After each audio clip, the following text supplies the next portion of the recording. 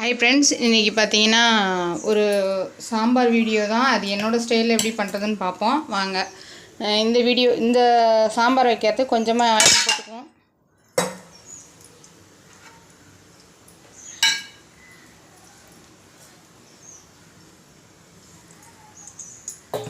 தேவையான அளவு ஆயில் போட்டுக்கலாம். ஆயில் போட்டாச்சு. குழம்பு தாளிக்கிறதுக்கு தேவையான அளவு ஆயில் போட்டுக்கிட்டோம். கொஞ்சம் கடுகு போட்டுக்கிட்டோம். ஒரு பிஞ்ச் அளவு. என்னடா எல்லோரும் வைக்கிற சாம்பார் மாதிரி தானே நினைக்காதீங்க, அவங்கவுங்களுக்கும் ஒரு டிஃப்ரெண்ட் இருக்கும். எனக்கு தெரிஞ்ச மாதிரி நான் வைக்கிறேன். செஞ்சு பார்த்துட்டு கமெண்ட் பண்ணுங்கள். ஒரு பிஞ்ச் அளவு ஜீரகம் போட்டுக்கிட்டோம். ஒரு பிஞ்ச் அளவு வெந்தயம் போட்டுக்கிட்டோம். இந்த சாம்பார் செம்ம சூப்பராக இருக்கும். நீங்களும் ட்ரை பண்ணி பாருங்கள். அது கடுகு பொரிஞ்சிருச்சு. இந்த அளவு ஒரு 4 பல்லு பூண்டை தட்டி வச்சுருக்கேன், அதையும் போட்டுக்கலாம்.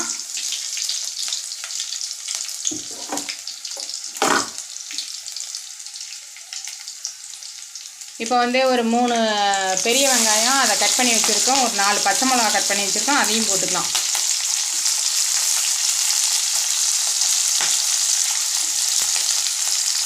இந்தாண்ட பருப்பு வச்சுருக்கோம், விசில் வச்சுருக்கோம். அதில் ஒரு பிஞ்சு பெருங்காய பொடி, ஒரு 2 பச்சை மிளகா, ஒரு 2 தக்காளி போட்டு அதை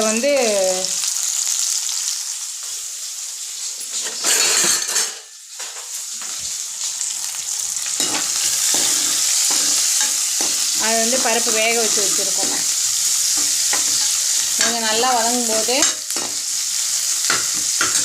இந்த ஸ்டேஜில் தக்காளி பழம் ஒரு 3 பழம் அதை கட் பண்ணி வச்சுருக்கேன், அதை போட்டுக்கலாம்.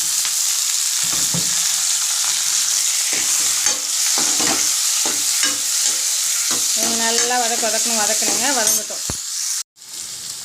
ஐயோ, வீடியோ கட் ஆகிடுச்சிங்க. இதில் மிளகாத்தூள், மஞ்சத்தூள், குழம்பு மிளகாத்தூள் போட்டு கொஞ்சம் கருவேப்பிலை, கொத்தமல்லி போட்டு நல்லா இவங்களை வதக்கி கொஞ்சம் உப்பு போட்டிருக்கோம். அதோடு சேர்த்து முள்ளங்கியும் போட்டு நல்லா வதக்கிட்டுருக்கோம். அந்த வீடியோ எடுக்கும்போதே கட் ஆகிடுச்சு.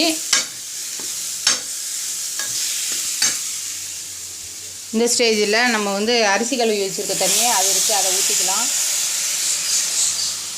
நான் எப்போவும் இந்த மாதிரி குழம்பு வைப்பேன், அதான் நல்லா டேஸ்ட்டாக இருக்கும். நீங்களும் அது மாதிரி செஞ்சு பாருங்கள். பிடிக்கலன்னா ஸ்கிப் பண்ணிடலாம். எனக்கு பிடிக்கும், அதனால நான் செய்கிறேன்.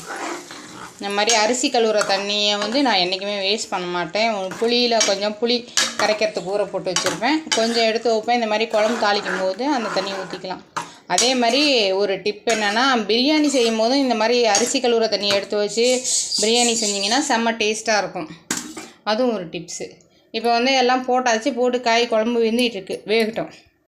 இப்போ பார்த்திங்கன்னா இந்த குழம்பு ரொம்ப நல்லா கொதிச்சிட்ருக்கு. இந்த ஸ்டேஜில் பாருங்கள், நம்ம இந்த பருப்பு வச்சுருக்கோம் இல்லையா, இந்த தண்ணியை மட்டும் இருத்து இதில் ஊற்றிக்கிட்டு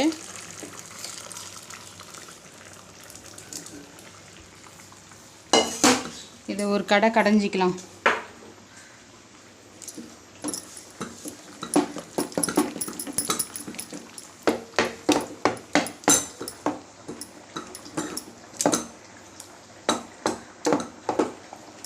கடைஞ்சாச்சு.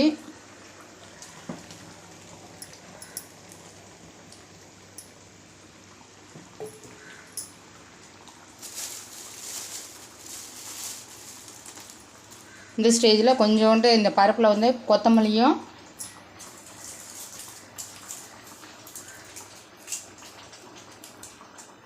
கருவேப்பிலையும் போட்டு ஒரு கிண்டி விட்டுக்கலாம் அந்த ஹீட்லேயே.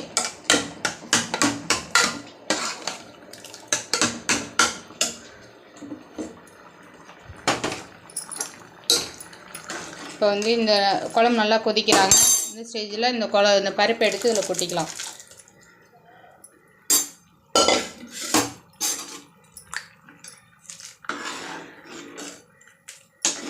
பாருங்கள் குழம்பு எந்த அளவுக்கு இருக்குன்னு. நல்லா ஸ்ட்ரக்சராக இருக்கும், சூப்பராக இருக்கும், நல்லா டேஸ்ட்டாகவும் இருக்கும். ஒரு கையிலையே ஃபோனை பிடிச்சிட்டு ஒரு கையிலையே எடுக்கிறேங்க, அதனால தான் கொஞ்சம் சேக் ஆகும். இல்லைனா மற்றபடி நல்லா கிளியராக இருக்கும். அவ்வளோதான் ஃப்ரெண்ட்ஸ், இந்த சாம்பார் ரெடி. இனிமேல் உப்பு கொஞ்சம் பத்தலை, உப்பு போட்டுக்கலாம்.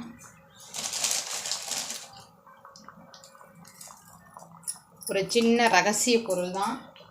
வெல்லம் இருந்தால் வெல்லம் சேர்த்துக்கலாம். நான் வந்து சர்க்கரை தான் சேர்த்துக்கப்பேன். இந்த மாதிரி சாம்பார் வைக்கும்போது செம்ம டேஸ்ட்டாக இருக்கும். இந்த பாருங்கள், ஒரு பிஞ்ச் அளவு சர்க்கரை சேர்த்துக்கணும். இந்த சர்க்கரையை சேர்த்துக்கும் போது செம்ம சூப்பராக இருக்கும். இந்த சாம்பார் டேஸ்ட் அவ்வளோ நல்லா அல்டிமேட்டாக இருக்கும். வெல்லம் இருந்தால் வெல்லம் சேர்த்துக்கலாம் நீங்கள். எங்கிட்ட இப்போ வெல்லம் இல்லாதனால ஒரு பிஞ்ச் அளவு சர்க்கரை மட்டும் சேர்த்துருக்கேன் இந்த சாம்பாருக்கு. இப்போ பாருங்கள், லெமன் சைஸ் அளவுக்கு ஒரு புளியை எடுத்து நல்லா இந்த மாதிரி கரைச்சி வச்சுருக்கேன்.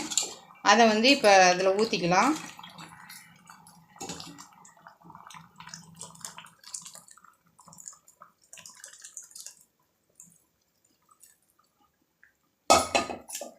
ஊற்றியாச்சு. இந்த குழம்பு ஆல்மோஸ்ட் ரெடி. இன்னும் ஒரு கொதிச்சதுக்கப்புறம் கொஞ்சமாக கொத்தமல்லி தலையும் கருவேப்பிலையும் போட்டு இறக்கி வச்சுட்டா நம்மளோட சாம்பார் ரெடி. அவ்வளோதான் ஃப்ரெண்ட்ஸ். நெக்ஸ்ட் வீடியோவில் பார்க்கலாம்.